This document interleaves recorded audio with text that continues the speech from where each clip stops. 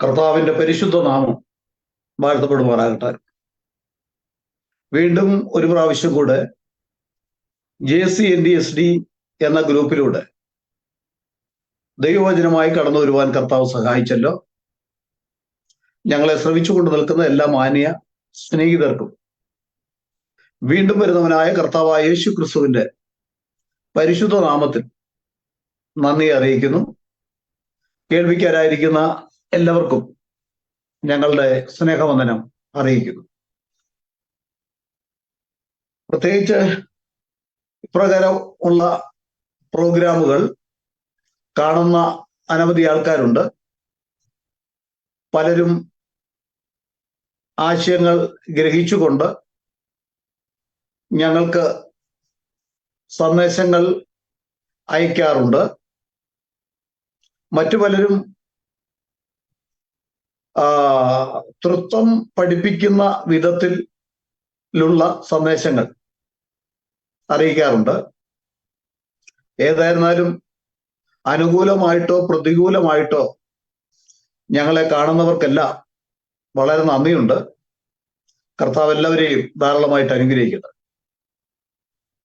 ഇന്ന് ചിന്തിക്കുവാൻ പോകുന്ന വിഷയം, പുത്രൻ ദൈവത്തിന്റെ വലത്തുഭാഗത്ത് നിൽക്കുകയാണ്. സാധാരണ ക്രൈസ്തവ സമൂഹത്തിന്റെ ഇടയിൽ വചനത്തിന്റെ യാഥാർത്ഥ്യം ഗ്രഹിക്കാതെയുള്ള ചില പഠനങ്ങൾ, ചില പഠിപ്പിക്കലുകൾ ജനങ്ങളെ തെറ്റിദ്ധരിപ്പിക്കാറുണ്ട്. അതിന്റെ ഒരു വിശദീകരണം ബൈബിളിലൂടെ തന്നെ തരുവാനായിട്ട് ഇന്ന് താല്പര്യപ്പെടുകയാണ്. ദൈവവചനത്തിലൂടെ അല്ലാതെ ഞങ്ങൾക്ക് മറുപടി പറയാനില്ല. വചനത്തിലൂടെ വ്യക്തമായിട്ടുള്ള മറുപടി കാണിച്ച് തരുമ്പോൾ ദൈവത്തിന്റെ പരിശുദ്ധാത്മാവിനാൽ ഉൾക്കൊള്ളുവാൻ കഴിയുന്ന ഒട്ടനവധി ആൾക്കാരുണ്ട് എന്നുള്ളതിൽ ഞങ്ങൾക്ക് വളരെ സന്തോഷമുണ്ട്, അഭിമാനമുണ്ട്.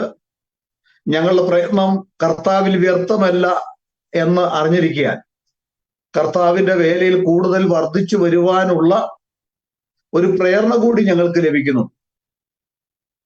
ഈ സ്തേഫാനോസിന്റെ ചരിത്രമാണ് പലപ്പോഴും ആ വിഷയത്തെ സംബന്ധിച്ച് പലരും ചോദിക്കുന്ന ചോദ്യം. ദൈവത്തിന്റെ വലതുഭാഗം,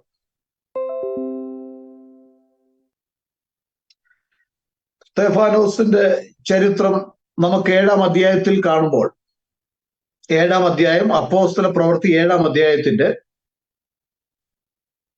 54-55 വാക്യങ്ങൾ നമ്മൾ താഴോട്ട് വായിക്കുമ്പോൾ അവിടെ ഇങ്ങനെ കാണും: ഇത് കേട്ടപ്പോൾ അവർ കോപപരവശരായി അവന്റെ നേരെ പല്ല് കടിച്ചു. അവനോ പരിശുദ്ധാത്മാവ് നിറഞ്ഞവനായി സ്വർഗത്തിലേക്ക് ഉറ്റുനോക്കി ദൈവമഹത്വവും ദൈവത്തിന്റെ വലത്തുഭാഗത്ത് യേശു നിൽക്കുന്നതും കണ്ടു. ഇതാ സ്വർഗം തുറന്നിരിക്കുന്നതും മനുഷ്യപുത്രൻ ദൈവത്തിന്റെ വലത്തുഭാഗത്ത് നിൽക്കുന്നതും ഞാൻ കാണുന്നു എന്ന് പറഞ്ഞു. അവർ ഉറക്കെ നിലവിളിച്ച് ചെവി പൊത്തിക്കൊണ്ട് ഒന്നിച്ച് അവന്റെ നേരെ പാഞ്ഞു ചെന്നു. അവനെ നഗരത്തിൽ നിന്ന് തള്ളി പുറത്താക്കി കല്ലെറിഞ്ഞു. സാക്ഷികൾ തങ്ങളുടെ വസ്ത്രം ശൗൽ എന്നു പേരുള്ള ഒരു ബാല്യക്കാരന്റെ കാൽക്കൽ വെച്ചു. കർത്താവായ യേശുവേ, എന്റെ ആത്മാവിനെ കൈക്കൊള്ളണമേ എന്ന് സ്തേഫാനോസ് വിളിച്ചപേക്ഷിക്കയിൽ അവർ അവനെ കല്ലെറിഞ്ഞു. അവരുടെ കല്ലുണ്ട്. അവര് കല്ലെറിഞ്ഞത് എപ്പോൾ എന്ന് ചോദിച്ചാൽ നമ്മുടെ കരങ്ങളിലുള്ള ബൈബിളിൽ വ്യക്തമാക്കി നമ്മെ പഠിപ്പിക്കുന്നു.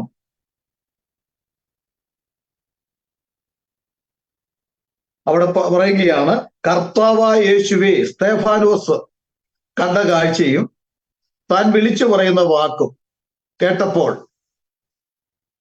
അവർ കോപപരവശരായി കല്ലെറിഞ്ഞു എന്നാണ്. ഒന്ന് ശ്രദ്ധിക്കണേ, ഈ വാക്യം പ്രത്യേകം ഒന്ന് ശ്രദ്ധിക്കണം. സ്തെഫാനോസ് വിളിച്ചു പറയുന്ന വാക്കൊന്ന് ശ്രദ്ധിക്കണം. കർത്താവായ യേശുവേ, എന്റെ ആത്മാവിനെ കൈക്കൊള്ളണമേ എന്ന് സ്തെഫാനോസ് വിളിച്ചപേക്ഷിക്കയിൽ അവർ അവനെ കല്ലെറിഞ്ഞു. അവനെ മുട്ടുകുത്തി.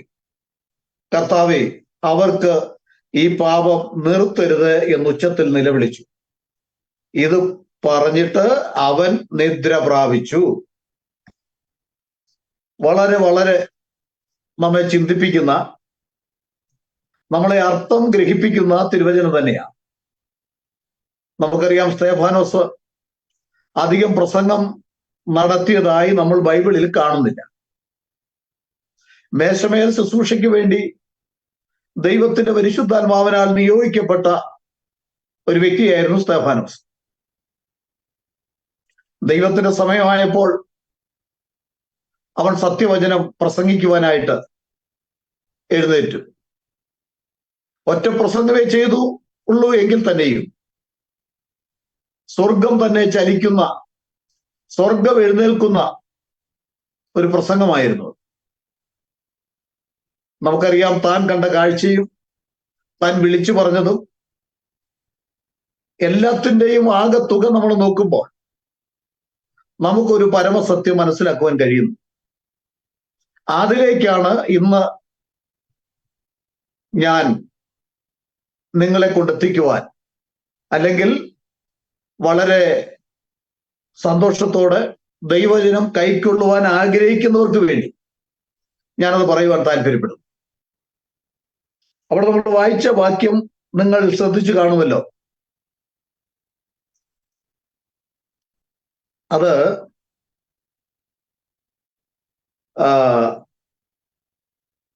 ദൈവമഹത്വവും ദൈവത്തിന്റെ വലത്തുഭാഗത്ത് യേശു നിൽക്കുന്നതും കണ്ടു. സ്തെഫാനോസ് കണ്ടത് ദൈവമഹത്വമാണ്. ദൈവത്തിന്റെ വലത്തുഭാഗത്ത് യേശു നിൽക്കുന്നതും കണ്ടു. വാസ്തവത്തിൽ വിശുദ്ധ ബൈബിളിൽ നമ്മുടെ മലയാളം പുസ്തകങ്ങളിൽ മാത്രം കാണുന്ന ഒരു പദം ആണെന്ന് തോന്നുന്നു, ദൈവത്തിന്റെ വലത്തുവശം. യഥാർത്ഥത്തിൽ ദൈവത്തിന്റെ വലതുവശം എന്ന് ബൈബിൾ പഠിപ്പിക്കുന്നില്ല. വിശുദ്ധ ബൈബിളിലൂടെ നമുക്ക് കാണുവാൻ കഴിയുന്നത്, അപ്പോസ്തല പ്രവൃത്തി 7:55-56 ഒന്നുകൂടെ വായിക്കാം. അവനോ പരിശുദ്ധാത്മാവ് നിറഞ്ഞവനായി സ്വർഗത്തിലേക്ക് ഉറ്റുനോക്കി, ദൈവമഹത്വവും ദൈവത്തിന്റെ വലത്തുഭാഗത്ത് യേശു നിൽക്കുന്നതും കണ്ടു. റൈറ്റ് സൈഡ് എന്ന് ബൈബിളിൽ പഠിപ്പിക്കുന്നില്ല. ഇവിടെ എന്തുകൊണ്ട് ഇങ്ങനെ വന്നു എന്നുള്ള ചോദ്യമുണ്ട്. ഇതാ സ്വർഗം തുറന്നിരിക്കുന്നതും മനുഷ്യപുത്രൻ ദൈവത്തിന്റെ വലത്തുഭാഗത്ത് നിൽക്കുന്നതും ഞാൻ കണ്ടു എന്ന് പറയുന്ന വാക്ക് ഇംഗ്ലീഷിൽ ഇങ്ങനെയാണ്: but he being full of the holy ghost looked up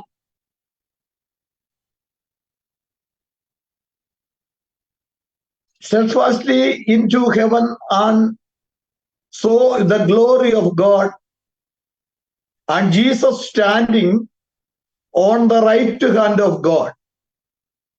Jesus standing on the right hand of God. ബൈബിളിലെല്ലാം ദൈവത്തിന്റെ വലതുവശം എന്ന് നമ്മുടെ മലയാളം പുസ്തകങ്ങൾ പറയുന്ന സ്ഥലങ്ങളിലെല്ലാം ദയവായി ദൈവവചനം വായിക്കുന്നവരൊന്ന് പരിശോധിച്ചാൽ നിങ്ങൾക്ക് ദർശിക്കുവാൻ കഴിയും. അവിടെയെല്ലാം റൈറ്റ് ഹാൻഡ് ഓഫ് ഗോഡ് എന്നാ കാണുന്നത്.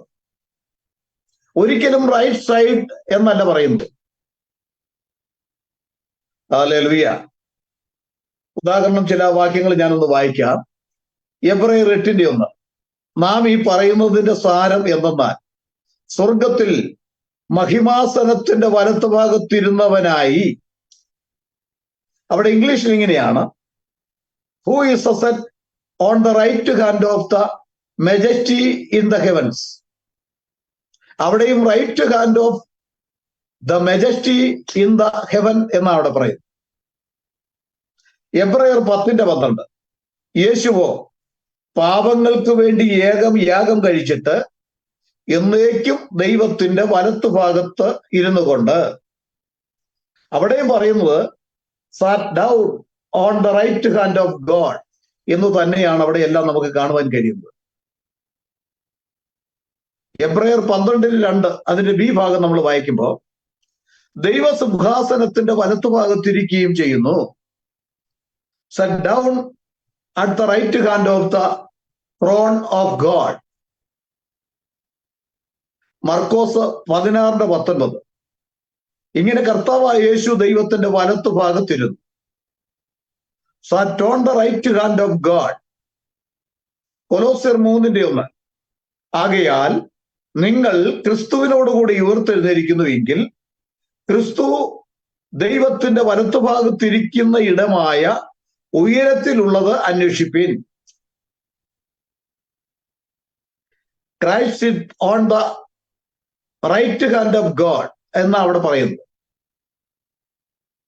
103-ാം സങ്കീർത്തനത്തിലും ദൈവത്തിന്റെ വലതുഭാഗം എന്ന് പറയുന്ന സ്ഥലത്ത് റൈറ്റ് ഹാൻഡ് ഓഫ് ഗോഡ് എന്ന് കൊടുക്കുന്നതാണ്.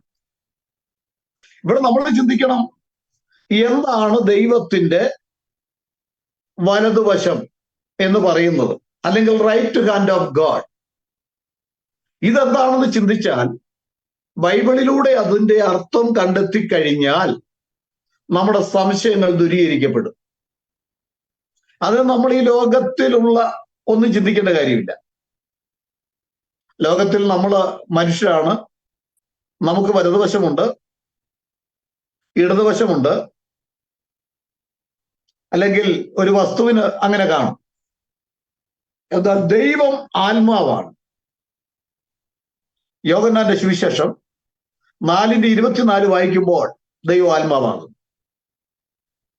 ആത്മാവായ ദൈവത്തിന്റെ വലതുവശം, അല്ലെങ്കിൽ ദൈവമഹത്വത്തിന്റെ വലതുവശം എന്ന് പറഞ്ഞാൽ എന്താണ്? ഇതാണ് നമ്മൾ പഠിക്കേണ്ടത്. അത് പഠിപ്പിക്കാതെ ദൈവത്തിന്റെ വലതുവശം എന്ന് പറഞ്ഞാൽ ഉടൻ തന്നെ നമ്മുടെ മാനുഷിക ചിന്തയിൽ ഉരുത്തിരിഞ്ഞു വരുന്ന ആശയം വെച്ചുകൊണ്ട് ദൈവത്തെയും ദൈവത്തിന്റെ പദ്ധതിയെയും അളക്കാൻ നോക്കിയാൽ അത് ദുരുപദേശമായിരിക്കും ഫലം. അവിടെ നമ്മൾ തെറ്റിലേക്ക് വഴുതി വീഴുവാൻ ഇടയുണ്ട്. ദൈവത്തിന് സ്തോത്രം. എന്താണ് ദൈവത്തിന്റെ വലതുവശം? ഞാനൊരു ഉദാഹരണം പറയാം. നമ്മൾ പുറപ്പാട് പുസ്തകം 15-ാം അധ്യായം വായിക്കുമ്പോൾ ദൈവത്തിന്റെ ജനമായ ഇസ്രായേൽ പ്രശ്നങ്ങളെ അതിജീവിച്ച് വലിയ പ്രതികൂലമായിരുന്ന ചെങ്കടലിനെ രണ്ടായിട്ട് മുറിച്ച്, അവരല്ല ദൈവത്തിന്റെ പ്രവൃത്തി, അങ്ങനെ അവരെ അക്കരെ എത്തിയപ്പോൾ അവരെല്ലാം ചേർന്ന് പാടി, ഞങ്ങൾ ദൈവത്തിന്റെ വലങ്കരം കണ്ടു, ദൈവത്തിന്റെ വലങ്കരം മഹിമയിൽ ബലപ്പെട്ടു. പുറപ്പാട് 15:6 ഒക്കെ നമ്മൾ വായിക്കുന്ന അവസരത്തിൽ അവിടെ നമുക്ക് കാണുവാൻ കഴിയുന്നു. അപ്പൊ ദൈവത്തിന്റെ വലങ്കരം എന്ന് പറഞ്ഞാൽ എന്താണ്? ദൈവത്തിന്റെ വലങ്കരത്തിന്മേൽ യേശു നിൽക്കുന്നത് കാണുകയാണ്. ദൈവം ആത്മാവാണ്. ആത്മാവിന് വലങ്കരവും ഇടങ്കരവും ഇല്ല. പിന്നെ എന്തുകൊണ്ടാണ് ദൈവത്തിന് വലങ്കരം ഉണ്ടെന്ന് ബൈബിൾ നമ്മെ പഠിപ്പിക്കുന്നത്? ദൈവത്തിന്റെ പ്രവൃത്തിയെ എന്റെയും നിങ്ങളുടെയും പരിചയമുള്ള, അല്ലെങ്കിൽ എനിക്കും നിങ്ങൾക്കും പരിചയമുള്ള വർണ്ണനകൾ കൊണ്ട് അല്പമായി ഒന്ന് ഗ്രഹിപ്പിക്കുവാൻ പരിശുദ്ധാത്മാവ് നമ്മളെ സഹായിക്കുന്നതാണ്.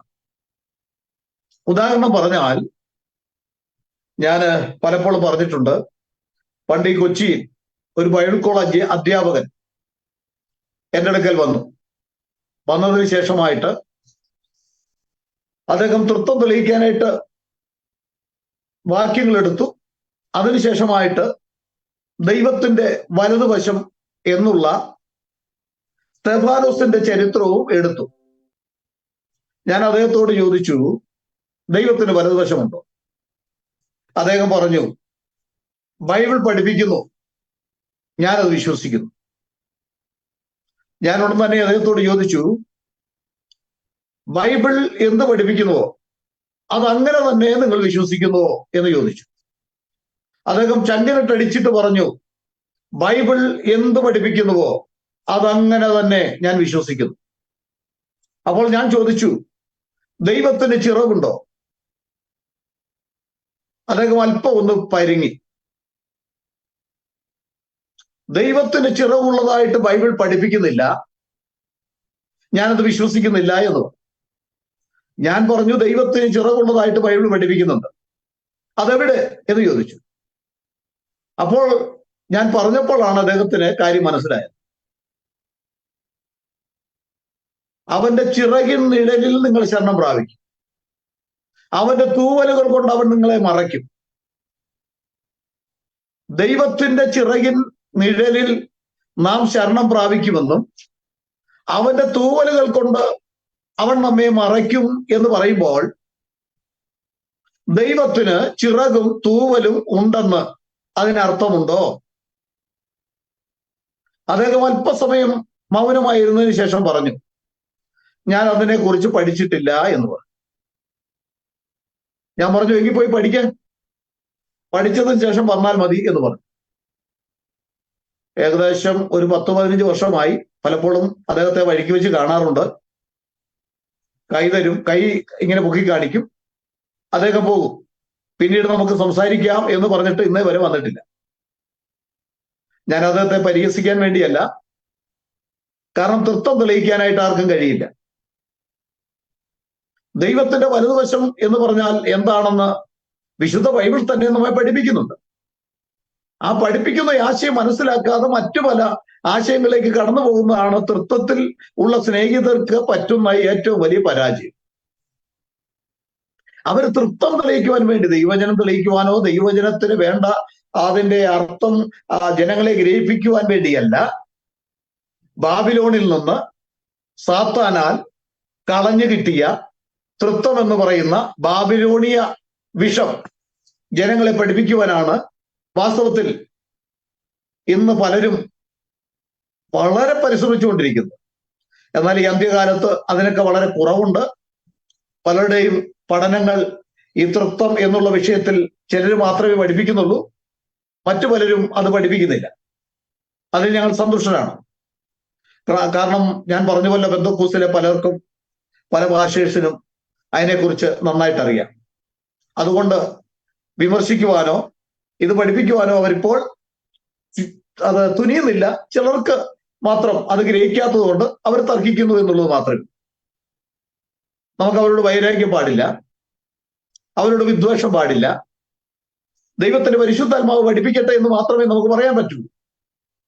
അപ്പം ദൈവത്തിന് വലതുവശമുണ്ടെങ്കിൽ ദൈവത്തിന്റെ ചിറകുണ്ട്, ദൈവത്തിന്റെ ചിറകുണ്ടെങ്കിൽ ദൈവത്തിന് തൂവലുണ്ട്. ഇത് ഞാൻ പലപ്പോഴും പറഞ്ഞിട്ടുള്ളതാ.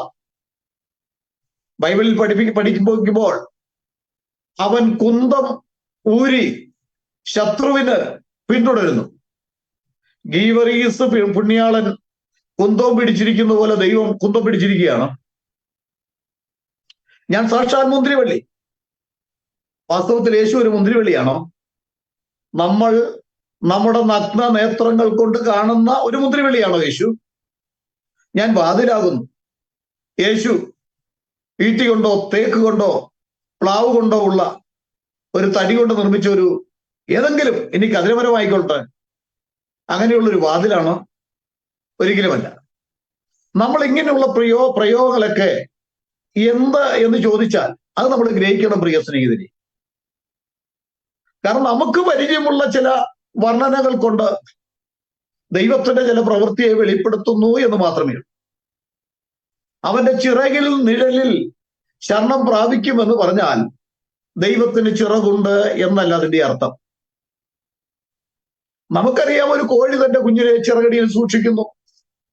ശത്രു കടന്നു വരുമ്പോൾ, ശത്രുവിന്റെ നിഴൽ കാണുമ്പോൾ കോഴി ശബ്ദം പുറപ്പെടുവിക്കുന്നു. തന്റെ കുഞ്ഞുങ്ങളെല്ലാം ഓടിച്ചെന്ന് അഭയം പ്രാപിക്കുന്നതിന് ചിറകിലാണ്. ഒരു കോഴി തന്റെ കുഞ്ഞുങ്ങളെ ചിറകടിയിൽ സൂക്ഷിക്കുന്ന പോലെ എനിക്ക് നിങ്ങളെ സൂക്ഷിപ്പാൻ എത്ര വട്ടം മനസ്സായിരുന്നു എന്ന് ചോദിച്ച കർത്താവായ യേശുവിനെ ഈ അവസരം ഓർക്കുകയാണ്.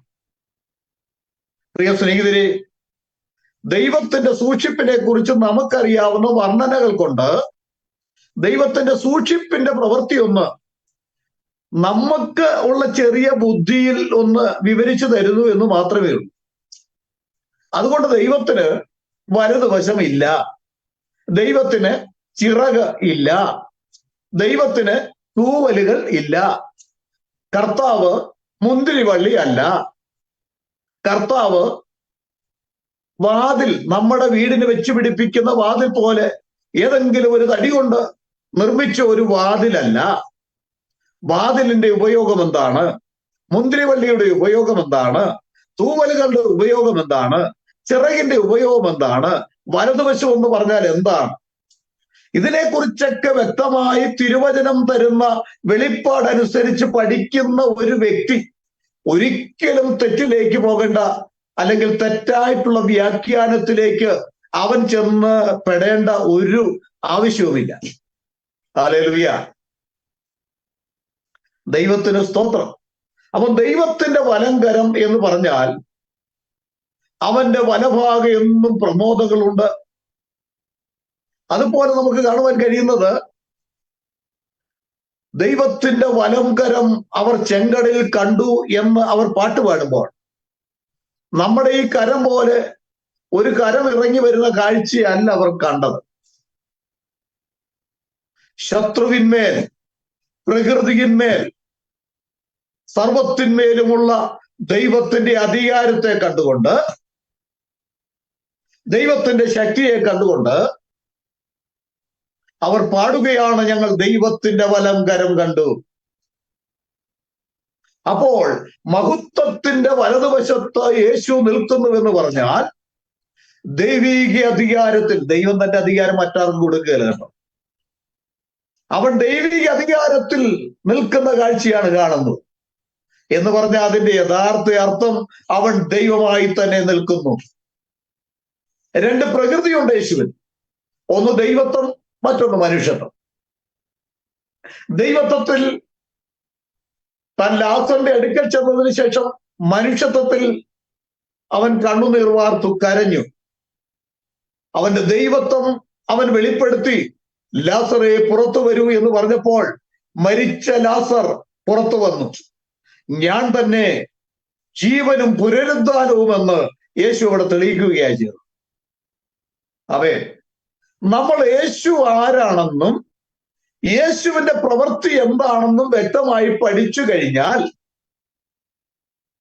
ദൈവത്തെ രണ്ടും മൂന്നുമായിട്ട് വെട്ടിമുറിക്കുവാൻ, പ്രിയ സ്നേഹിതരെ, നമുക്ക് കഴിയില്ല. വെട്ടിമുറിക്കാൻ നോക്കിയാൽ മുറിയുന്നവനുമല്ല ദൈവം. ദൈവാത്മാവാണ്. ആത്മാവായ ദൈവത്തെ പിതാവെന്നും പുത്രനെന്നും പരിശുദ്ധാത്മാവെന്നും മൂന്നായിട്ട് വെട്ടിമുറിച്ചാൽ അവന്റെ സർവശക്തിത്വം നഷ്ടമാകുകയല്ലേ? അപ്പോൾ പിതാവും പുത്രനും പരിശുദ്ധാത്മാവും എന്നത് ദൈവത്തിന്റെ ചില പദവികളാണ്. ദൈവം ഈ ഭൂമിയിൽ മനുഷ്യരോടുള്ള ബന്ധത്തിൽ ദൈവം സ്വീകരിക്കുന്ന ചില പദവികളെയാണ്, ദൈവം എടുത്ത ചില പദ്ധതികളെയാണ്. ഹല്ലേലൂയ, ദൈവത്തിന് സ്തോത്രം. ഇനി മറ്റൊരു വിധത്തിൽ പറഞ്ഞാല് കർത്താവായ യേശു ക്രിസ്തു അല്ലെങ്കിൽ സ്തെഫാനോസ് അവസാന സമയത്ത്, ഒന്ന് ശ്രദ്ധിച്ചു കേൾക്കണം കേട്ടോ, യേശു ക്രിസ്തു സ്തെഫാനോസ് അവസാന സമയത്ത് സ്വർഗത്തിൽ 3 വ്യക്തികളെ കണ്ടുവന്ന് ചിന്തിച്ചു. അങ്ങനെ തന്നെ നിങ്ങളുടെ വിശ്വാസം പോലെ അങ്ങനെ തന്നെ ഒന്ന് വിശ്വസിച്ചു. ഒന്ന് പിതാവ്, മറ്റൊന്ന് പുത്രൻ, മറ്റൊരാള് പരിശുദ്ധാത്മാവ്. പരിശുദ്ധാത്മാവ് അങ്ങനെയാണ്, പ്രാവ് പോലെയാണോ, എങ്ങനെയെങ്കിലും ആയിക്കൊള്ളട്ടെ. ഇങ്ങനെ 3 വ്യക്തികളെ സ്തെഫാനോസ് കണ്ടെന്ന് വെച്ചു. അങ്ങനെ കണ്ടെങ്കിൽ സ്തെഫാനോസിന് തെറ്റുപറ്റിയോ? കാരണം അങ്ങനെ കണ്ടെങ്കിൽ സ്തെഫാനോസ്, ഞാനൊരു വാക്യം നിങ്ങൾക്ക് വായിച്ചു കേൾപ്പിക്കാം. സ്തെഫാനോസ് വിളിച്ചു പറയുന്ന വാക്കാണ് ഏതാ? അപ്പോസ്തല പ്രവൃത്തി 7-ാം അധ്യായത്തിന്റെ 59 വാക്യം വായിക്കുമ്പോൾ, കർത്താവായ യേശുവേ, എന്റെ ആത്മാവിനെ കൈക്കൊള്ളണമേ എന്ന് സ്തെഫാനോസ് വിളിച്ചപേക്ഷിക്കയിൽ അവർ അവനെ കല്ലെറിഞ്ഞു. അപ്പൊ അവർ കല്ലെറിയാനുള്ള മറ്റൊരു കാരണം യേശു ക്രിസ്തുവേ എന്റെ ആത്മാവിനെ കൈക്കൊള്ളണമേ എന്ന് സ്തെഫാനോസ് വിളിച്ചു പറഞ്ഞ കാരണമാണ്. കാരണം എന്താ? ആത്മാവിനെ കൈക്കൊള്ളേണ്ടത് ആരാണ് എന്ന് വിശുദ്ധ ബൈബിൾ വളരെ വ്യക്തമായി നമ്മെ പഠിപ്പിക്കുന്നുണ്ട്. ആത്മാവിനെ കൈക്കൊള്ളുവാൻ അധികാരം ആർക്കാണെന്ന് ബൈബിളിൽ വ്യക്തമായി നമ്മെ പഠിപ്പിക്കുന്നുണ്ട്. അത് പിതാവ് അല്ലെങ്കിൽ ദൈവത്തിന് മാത്രമേ ആത്മാവിനെ കൈക്കൊള്ളാൻ അധികാരമുള്ളൂ. സദൃശവാക്യം 12-ാം അധ്യായത്തിന്റെ 7-ാം വാക്യം നമ്മൾ വായിക്കുമ്പോൾ, സദൃശവാക്യമല്ല, സഭാപ്രസംഗം 12-ന്റെ 7 നമ്മൾ വായിക്കുമ്പോൾ അവിടെ കാണുവാൻ കഴിയുന്നത്, ആത്മാവിനെ നൽകിയവന്റെ അടുക്കലേക്ക്, ഞാനത് നിങ്ങൾ ദയവായിട്ട് ഒന്ന് ശ്രദ്ധിച്ചാലും, ഞാന് സഭാപ്രസംഗി 12-ാം അധ്യായത്തിന്റെ 7-ാം വാക്യം ഒന്ന് വായിച്ചു കേൾപ്പിക്കാം. ശ്രദ്ധിച്ചാലും, പൊടി പണ്ട് ആയിരുന്നത് പോലെ ഭൂമിയിലേക്ക് തിരികെ ചേരും. അതായത് നമ്മുടെ ഈ ശരീരം പൊടി പണ്ടായിരുന്നത് പോലെ ഭൂമിയിലേക്ക് തിരികെ ചേരും. അടുത്ത വാക്ക്, ആത്മാവ് അതിനെ നൽകിയ ദൈവത്തിന്റെ അടുക്കിലേക്ക് മടങ്ങിപ്പോകും. ആത്മാവ് അതിനെ നൽകിയ ദൈവത്തിന്റെ അടുക്കിലേക്ക് മടങ്ങിപ്പോകും. ഹല്ലേലൂയ. അങ്ങനെ പല വാക്യങ്ങൾ എബ്രായ ലേഖനം 12-ന്റെ 9 വായിക്കുമ്പോൾ അവിടെയും ആത്മാക്കളുടെ പിതാവ് എന്ന് പറയുന്നു. അപ്പോൾ ആത്മാവിനെ സ്വീകരിക്കുവാൻ അധികാരം പിതാവിന് മാത്രമേ ഉള്ളൂ. അങ്ങനെയെങ്കിൽ സ്തെഫാനോസ് ദർശനത്തിൽ പിതാവിനെയും പുത്രനെയും 2 വ്യക്തികളായിട്ട് കണ്ടിരുന്നുവെങ്കിൽ, അങ്ങനെ കണ്ടത് ബൈബിളിൽ ഒന്നുമില്ല. ദൈവമഹത്വവും ദൈവത്തിന്റെ വലതുഭാഗത്ത് യേശു നിൽക്കുന്നത്. ദൈവത്തിന്റെ വലതുഭാഷം എന്താണെന്ന് ഞാൻ മുൻപ് പറഞ്ഞു. ദൈവം ആത്മാവാണ്. ആത്മാവിന് വലതുവശവും ഇടതുവശവും ഇല്ല. ആത്മാവായ ദൈവത്തിന് ചിറകില്ല. ആത്മാവായ ദൈവത്തിന് തൂവലില്ല. ഇതൊക്കെ ഞാൻ വിശദീകരിച്ചു. നമുക്ക് മനസ്സിലാക്കാൻ വേണ്ടി, ആ വലതുവശം എന്ന് പറഞ്ഞാൽ ദൈവത്തിന്റെ സർവാധികാരം. ദൈവത്തിന്റെ സർവാധികാരം ദൈവത്തിന് മാത്രമുള്ളതാണ്. ആത്മാവിനെ നൽകിയ ദൈവത്തിന്റെ അടുക്കിലേക്ക് പോകുന്നു. അങ്ങനെയെങ്കിൽ സ്തെഫാനോസ് 2 വ്യക്തികളെ കണ്ടിരുന്നുവെങ്കിൽ എന്ത് വിളിച്ചു പറയണം? പിതാവേ, ദൈവമേ, എന്റെ ആത്മാവിനെ കൈക്കൊള്ളണമേ എന്ന് ആയിരുന്നു സ്തെഫാനോസ് വിളിച്ചു പറയേണ്ടത്. സ്തെഫാനോസ് വിളിച്ചു പറഞ്ഞത്, കർത്താവായ യേശുവേ, എന്റെ ആത്മാവിനെ കൈക്കൊള്ളണമേ എന്ന് വിളിച്ചപേക്ഷിക്കയിൽ അവർ അവനെ കല്ലെറിഞ്ഞു. ഏറുകൊണ്ട് അവൻ നിദ്ര പ്രാപിച്ചു. പ്രിയ സ്നേഹിതരെ, ബൈബിൾ പഠിക്കേണ്ട വിധത്തിൽ പഠിക്കുകയും പഠിപ്പിക്കേണ്ട വിധത്തിൽ പഠിപ്പിക്കുകയും ചെയ്തുകൊണ്ട് ഈ അന്ത്യകാലത്ത് മുൻപോട്ട് പോകണം. ദൈവത്തിന്റെ വചനം ജീവനും ചൈതന്യമുള്ളതായി, ഇരുവായ്ത്തലയുള്ള ഏത് വാളിനേക്കാൾ മൂർച്ചയേറിയതും പ്രാണനെയും ആത്മാവിനെയും സന്ധിമജ്ജകളെയും വേർവിടിവിക്കും വരെ തുളച്ചു ചെല്ലുന്നതുമാകുന്നു. ഹല്ലേലൂയ.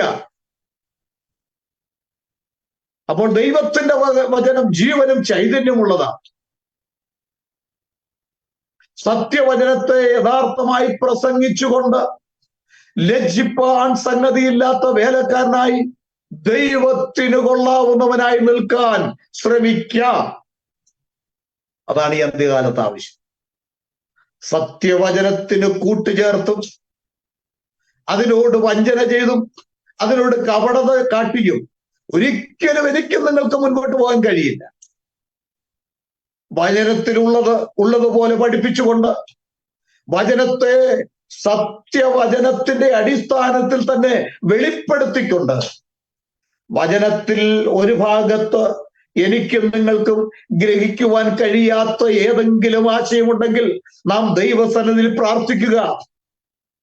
ദൈവസന്നിധിയിൽ പ്രാർത്ഥിച്ച് കൊണ്ടിരിക്കുമ്പോൾ ദൈവത്തിന്റെ പരിശുദ്ധാത്മാവ് അതിന്റെ അർത്ഥം, വ്യക്തമായിട്ടുള്ള അർത്ഥം മറ്റൊരു ഭാഗത്ത് എടുത്തു തരും. ഞാനൊരു ഉദാഹരണം പറയാം. എല്ലാവർക്കും അറിയാവുന്ന സംഗതിയായിരുന്നു, പക്ഷെ എനിക്ക് അറിവ് കിട്ടിയില്ല. ഞാന് യോഹന്നാന്റെ സുവിശേഷം 17-ാം അധ്യായത്തിന്റെ 3-ാം വാക്യം നമുക്ക് എല്ലാവർക്കും അറിയാം. ഏക സത്യ ദൈവമായ നിന്നെയും നീ അയച്ച യേശുവിനെ അറിയുന്നത് നിത്യജീവനാണ്. അപ്പൊ ഞാൻ ചിന്തിച്ചു, ഏകസത്യമായ ദൈവം അയച്ച യേശു, രണ്ട് വ്യക്തികളല്ലേ? ഈ ചിന്ത എന്നെ അലട്ടി. എങ്കിലും എനിക്കറിയാം ദൈവം ഒരുവനേ ഉള്ളൂ എന്ന് എൻ്റെ ഉള്ളിന്റെ ദൈവത്തിന്റെ പരിശുദ്ധാത്മാവ് വ്യക്തമാക്കി തന്നുകൊണ്ടിരുന്നു. പക്ഷെ അത് വിശദീകരിക്കാൻ എനിക്ക് അറിയത്തില്ലായിരുന്നു. അങ്ങനെ ഞാൻ പല നാളുകൾ ദൈവത്തോട് ഞാൻ പ്രാർത്ഥിച്ചു. ഞാൻ ഉപവസിക്കുമ്പോഴും ഞാൻ പ്രാർത്ഥിക്കുമ്പോഴും ദൈവസന്നിധിയിൽ ഞാൻ പറയുമായിരുന്നു, കർത്താവേ, എനിക്കിത് വ്യക്തമാക്കി തരണം, എന്നെ ഇത് പഠിപ്പിക്കണം, എന്താണിത്? ഏതായിരുന്നാലും ദൈവവും യേശു ക്രിസ്തുവും രണ്ട് വ്യക്തികളല്ല എന്നുള്ളത് എൻ്റെ ആത്മാവിൽ പരിശുദ്ധാത്മാവ് എഴുതി തന്നിട്ടുണ്ടായിരുന്നു. അകത്തുള്ള ഒരു വെളിപ്പാടാണ്. അതെനിക്ക് പറഞ്ഞു കൊടുക്കാൻ അറിയത്തില്ലാതെ വന്നു. അങ്ങനെ പല സ്ഥലങ്ങളിലും ഞാൻ പരാജയപ്പെട്ടിട്ടുണ്ട്. എനിക്കതൊരു വലിയ വേദനയായി, മുറിവായി തന്നെ തോന്നിയിട്ടുണ്ട്. നാളുകൾക്ക് ശേഷം ഞാൻ ഒരിക്കലും ഉപവസിച്ചുകൊണ്ടിരിക്കുമ്പോൾ, ഉപവാസം പ്രാർത്ഥന എടുത്തുകൊണ്ടിരിക്കുമ്പോൾ എതിർച്ചയ എന്റെ ഹൃദയത്തിലേക്ക്, ഞാൻ പലപ്പോഴും വായിച്ചു വിട്ട വാക്യോ, പക്ഷെ അത് ഗ്രഹിച്ചില്ല, 1 യോഹന്നാൻ 5-ാം അധ്യായത്തിലേക്ക് എന്റെ പെട്ടെന്ന് വായിച്ചുകൊണ്ടിരിക്കുമ്പോൾ 1 യോഹന്നാൻ 5-ന്റെ 20, 19, 20 ആ വാക്യം നമുക്ക് എല്ലാവർക്കും അറിയാമല്ലോ. എങ്കിലും ഞാനൊന്ന് എടുത്ത് വായിക്കാം. 1 യോഹന്നാൻ 5-ാം അധ്യായത്തിന്റെ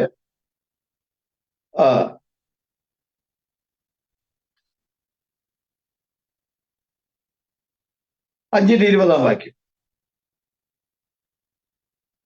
ദൈവപുത്രൻ വന്നു എന്നും, വന്നതാരാ? ദൈവപുത്രനാണ്. ദൈവപുത്രൻ എന്ന് പറഞ്ഞാൽ ദൈവം ഒരു വിവാഹം കഴിച്ച് തനിക്കൊരു പുത്രനുണ്ടായി, അല്ലെ ദൈവത്തിന്റെ അടുക്കൽ ഒരു പുത്രൻ പണ്ട് മുതലേ ഉണ്ടായിരുന്നു എന്നൊക്കെ തെറ്റായി പഠിപ്പിക്കുന്നുണ്ട്. അത് തെറ്റായിട്ടുള്ള പഠനം തന്നെയാണ്. കാരണം അത് പറഞ്ഞു വരുമ്പോൾ കുറച്ച് വിശദീകരണം ഉണ്ട്. അതുകൊണ്ട് ആ ഭാഗം ഞാൻ വിവരിക്കുന്നില്ല. കാരണം ദൈവത്തെ ആരും ഒരു നാളും കണ്ടിട്ടില്ല. അവന്റെ മടിയിലുള്ള പുത്രൻ, ഏകജാതനായ പുത്രൻ, ഏകജാതനായ പുത്രൻ, അതിനൊക്കെ പ്രത്യേക അർത്ഥമുണ്ട്.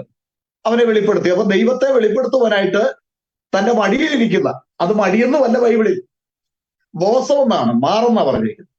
തന്റെ പദ്ധതിയിൽ, തന്റെ ചിന്തയിൽ ഉള്ള ആ പുത്രത്വത്തെയാണ് അവിടെ സൂചിപ്പിക്കുന്നത്. തന്റെ ചിന്തയിൽ, ഭാവിയിൽ ദൈവം മനുഷ്യനായി മനുഷ്യവേഷത്തിൽ വരുവാൻ ദൈവം ഒരു പദ്ധതി ഇട്ടിരുന്നു. ആ പദ്ധതിയെയാണ്, തന്റെ മാർബിൽ ഇരുന്ന പുത്രനാണ് അത് വെളിപ്പെടുത്തുന്നത്. അതുകൊണ്ടാണ് ഇവിടെ പറയുന്നത്. അത് വ്യക്തമായി ബൈബിളിൽ നല്ല ആശയം നമുക്ക് കിട്ടുന്നതാണ്. ദൈവപുത്രൻ വന്നുവെന്നും, വന്നത് ദൈവപുത്രനാണ്, സത്യദൈവത്തെ അറിവാൻ നമുക്ക് വിവേകം തന്നുവെന്നും നാം അറിയുന്നു. ദൈവപുത്രൻ വന്നത് സത്യദൈവത്തെ അറിവാൻ നമുക്ക് വിവേകം തരാൻ വേണ്ടിയാണ്. ഇനി നാം അറിയുന്നു, നാം സത്യദൈവത്തിൽ അവന്റെ പുത്രനായ യേശു ക്രിസ്തുവിൽ തന്നെയാകുന്നു. അപ്പൊ നാം സത്യദൈവത്തിൽ അവന്റെ പുത്രനായ യേശു ക്രിസ്തുവിൽ തന്നെയാകുന്നു. നാം സത്യദൈവത്തിലാകണമെങ്കിൽ ആരിലാകണം? യേശു ക്രിസ്തുവിലാകണം. എന്നെ കണ്ടവൻ പിതാവിനെ കണ്ടിരിക്കുന്നു, ഞാനും പിതാവും രണ്ടാണ് എന്നല്ല, ഞാനും പിതാവ് ഒന്നാകുന്നു. വേറെ പിതാവിനെ കാണിച്ചു തരാൻ സാധിക്കില്ലെന്ന് യോഹന്നാന്റെ സുവിശേഷം 14-ാം അധ്യായം നമ്മൾ വ്യക്തമാക്കി കർത്താവ് തന്നെ പഠിപ്പിക്കുന്നുണ്ട്. അപ്പോൾ ഒന്ന് ശ്രദ്ധിച്ചാലും, ദൈവപുത്രൻ വന്നുവെന്നും സത്യദൈവത്തെ അറിവാൻ നമുക്ക് വിവേകം തന്നുവെന്നും നാം അറിയുന്നു. നാം സത്യദൈവത്തിൽ അവന്റെ പുത്രനായ യേശു ക്രിസ്തുവിൽ തന്നെയാകുന്നു. നാം സത്യദൈവത്തിൽ അവന്റെ പുത്രനായ യേശു ക്രിസ്തുവിൽ തന്നെയാകുന്നു. ഇനിയാണ് ശ്രദ്ധിക്കേണ്ടത് ഒന്നുകൂടെ. അവൻ സത്യദൈവവും, അവൻ സത്യദൈവം എന്ന് പറഞ്ഞാൽ ഏക സത്യദൈവം എന്നാകട്ടോ. ദൈവം ഏകനാ, ദൈവം ഒരുവനേ ഉള്ളൂ. അവൻ ഏക സത്യദൈവവും, അല്ലെങ്കിൽ അവൻ സത്യദൈവവും നിത്യജീവനുമാകുന്നു. എന്റെ സംശയം എന്നേക്കുമായി പമ്പ കടന്നു. ഏത് സംശയം? യോഹന്നാന്റെ സുവിശേഷം 17-ാം അധ്യായത്തിന്റെ 3-ാം വാക്യത്തിൽ ഏക സത്യദൈവമായ നിന്നെയും നീ അയച്ച യേശുവിനെ അറിയുന്നു അല്ലയോ നിത്യജീവൻ എന്നുള്ള വാക്യത്തിന്റെ യഥാർത്ഥ അർത്ഥം അതേ യോഹന്നാൻ തന്നെ പരിശുദ്ധാത്മാവിൽ 1 യോഹന്നാൻ 5:20 നമുക്ക് വ്യക്തമാക്കി തരികയാണ്. ദൈവപുത്രൻ വന്നുവെന്നും സത്യദൈവത്തെ അറിവാൻ നമുക്ക് വിവേകം തന്നുവെന്നും നാം അറിയുന്നു. നാം സത്യദൈവത്തിൽ അവന്റെ പുത്രനായ യേശു ക്രിസ്തുവിൽ തന്നെയാകുന്നു. അവൻ സത്യദൈവവും നിത്യജീവനും. ആര്? യേശു ക്രിസ്തു സത്യദൈവവും നിത്യജീവനുമാകും. ഇതിനെ ഏതെല്ലാം ദുർവ്യാഖ്യാനവുമായി വന്നാലും ഒരിക്കലും വിജയിക്കില്ല. കാരണം ദൈവമായിരുന്നവൻ വേഷത്തിൽ മനുഷ്യനായി വരുമ്പോൾ അവന് പുത്രൻ എന്നുള്ള ഒരു പദവി, പുത്രൻ എന്ന അവന്റെ ഒരു ഡ്യൂട്ടി, പുത്രൻ എന്തിനു വേണ്ടി, പുത്രത്വത്തിന്റെ ഡ്യൂട്ടി എന്തൊക്കെയാണോ അതിനുവേണ്ടി കടന്നു വന്നു. ഹല്ലേലൂയ. ഇത് നമുക്ക് ഗ്രഹിക്കണമെങ്കിൽ ദൈവത്തിന്റെ പരിശുദ്ധാത്മാവ് പ്രാപിക്കണം. ദൈവത്തിന്റെ പരിശുദ്ധാത്മാവില്ലാത്തവൻ ഇത് ഗ്രഹിക്കുവാൻ കഴിയില്ല. അവൻ ദൈവത്തെയും യേശുവിനെയും അല്ലെങ്കിൽ പിതാവിനെയും പുത്രനെയും 2 വ്യക്തികളാക്കി വെട്ടിമുറിച്ച് ജനങ്ങളുടെ മുന്നിൽ പ്രദർശിപ്പിച്ച് നടക്കുക മാത്രമേ ചെയ്യുകയുള്ളൂ. ഇത് ദൈവം തന്നെയാണ് ഈ മനുഷ്യവേഷത്തിൽ. God was manifest in the flesh. ദൈവം ജഡത്തിൽ വെളിപ്പെട്ടു എന്നുള്ള ആ സത്യം ഗ്രഹിക്കണമെങ്കിൽ ദൈവത്തിന്റെ പരിശുദ്ധാത്മാവ് നമ്മിൽ വസിക്കണം. ഹല്ലേലൂയ. ആകയാൽ ദൈവത്തിന്റെ വലതുഭാഗം എന്ന് പറഞ്ഞാൽ ദൈവീക അധികാരം, ദൈവത്തിന്റെ സകല അധികാരവും, ദൈവത്തിന്റെ സകല മഹത്വത്തിലും, ദൈവത്തിന്റെ മഹത്വത്തിന്റെ വലതുഭാഗം എന്ന് പറഞ്ഞാൽ അവന്റെ മഹത്വത്തിൽ. ഒരു ആരോ തൃത്തക്കാരെഴുതിയ പാട്ടാണ്, എങ്കിലും ഞങ്ങളത് പാടി ആനന്ദിക്കാണ്. ദൈവമഹത്വത്തിൽ താൻ വരുമ്പോൾ അപ്പോഴും ഞങ്ങൾ പാടിയിടും ദേവാ നീ എത്ര നല്ലവൻ യേശുനാഥ, ഞങ്ങൾക്കു നീ അല്ലാതാരുമില്ല യേശുനാഥ, നീ അല്ലാതാരുമില്ല. ഹല്ലേലൂയ. യേശു ക്രിസ്തു ദൈവമഹത്വത്തിൽ വരുവാൻ പോകുകയാണ്. എന്റെ മഹത്വം ഞാൻ മറ്റൊരുത്തരും വിട്ടുകൊടുക്കില്ലെന്ന് യഹോവ പറയുമ്പോൾ ആ മഹത്വത്തിൽ യേശു തന്നെ പ്രത്യക്ഷനാകുവാൻ പോകുകയാണ്.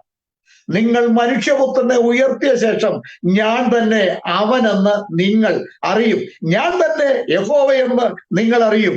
യേശു ക്രിസ്തു തന്നെ യഹോവ, യേശു അല്ലാതെ മറ്റൊരു പിതാവില്ല എന്ന് വിശ്വസിക്കുന്നവരിൽ ദൈവത്തിന്റെ പരിശുദ്ധാത്മാവുണ്ട്. ആ വലിയ സന്ദേശം ഈ അന്ത്യകാലത്ത് ഉൾക്കൊള്ളുവാൻ ദൈവത്തിന്റെ പരിശുദ്ധാത്മാവ് നിങ്ങളെയും സഹായിക്കട്ടെ എന്ന് പ്രാർത്ഥിച്ചുകൊണ്ട് ഇന്ന് ഈ വാക്കിൽ നിന്ന് വിരമിക്കുന്നു. ദൈവം എല്ലാവരെയും അനുഗ്രഹിക്കുമാറാകട്ടെ. ആമേൻ.